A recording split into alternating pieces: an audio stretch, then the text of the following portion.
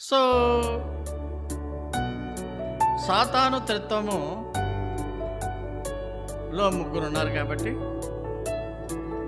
6 అనే మాట మానవులకు సంబంధించి కాబట్టి, త్రిత్వములో ముగ్గురు కాబట్టి, సాతాను త్రిత్వంలో ముగ్గురు కాబట్టి 6 మానవుడు గొప్ప, 6 మానవుడు గొప్ప, 6 మానవుడు గొప్ప అని 3 సార్లు మానవుడే దేవుడి కంటే గొప్పవాడు అనేటువంటి విధంగా 6 6 6 అవసరం ఉంటుంది. ఇది ఎక్స్ప్లెనేషన్ అంటే క్లియర్గా ఉంటుంది. This is the best suited explanation.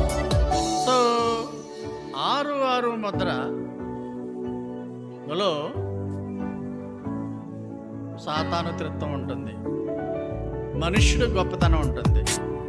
మనుష్యుడి సంఖ్య 6 కదా, 6 6 6 అంటే 3 సార్లు ఆ త్రిత్వం బట్టి, సాతాను త్రిత్వం బట్టి మానవుడు గొప్పవాడు గొప్పవాడు గొప్పవాడు అని విధంగా తన మనుషులందరికీ కూడా ముద్ర వేస్తాడు.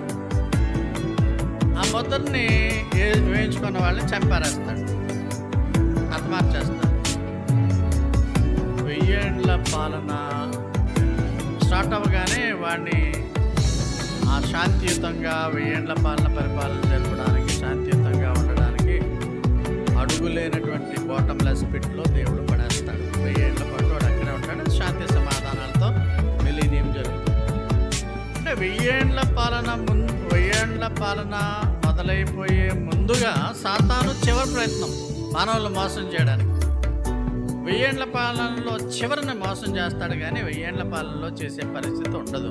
ఎందుకు? సాతాను లేకపోతే ఇంకా మోసం, దగ, పాపం అనేదే ఉండదు.